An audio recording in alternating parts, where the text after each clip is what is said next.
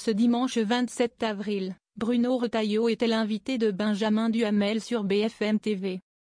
2 jours après le meurtre d'Aboubacar, un jeune Malien de 24 ans tué à coups de couteau dans une mosquée du Gard, le ministre de l'Intérieur s'est exprimé sur cet acte qualifié d'islamophobe.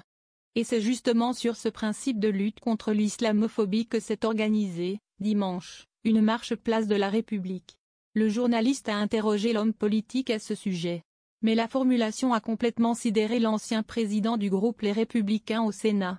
Alors que le ministre se justifiait à propos de son silence après l'assassinat survenu dans le lieu de culte de la Grande Combe, Benjamin Duhamel lui a demandé.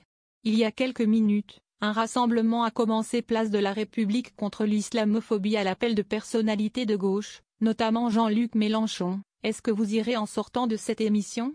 Visiblement interpellé par les mots du présentateur, Bruno Retailleau a répondu « Vous voulez rire ? Vous parlez sérieusement ? Silence à l'antenne. Vous voulez rire ? Lance à nouveau l'invité.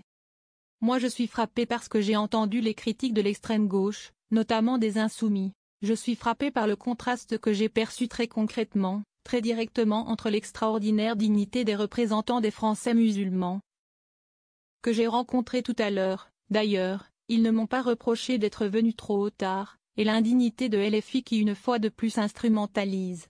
Déclare Bruno Retailleau avant d'argumenter, parce qu'on voit bien que font 2 poids 2 mesures. D'ailleurs, il n'avait pas fait, après Mulhouse et d'autres attentats terroristes islamistes, un certain nombre de manifestations, explique-t-il. Benjamin Duhamel a ensuite tenté de confronter son invité à ses propos.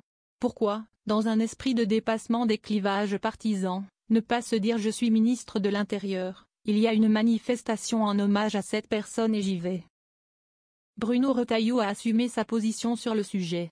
Depuis le début, ils instrumentalisent ce crime et je pense qu'ils ne rendent pas service à nos compatriotes musulmans.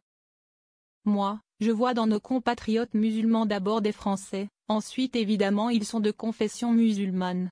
Mais eux, ils ont une formidable ambiguïté vis-à-vis de l'islamisme qu'ils ne dénoncent jamais, conclut-il.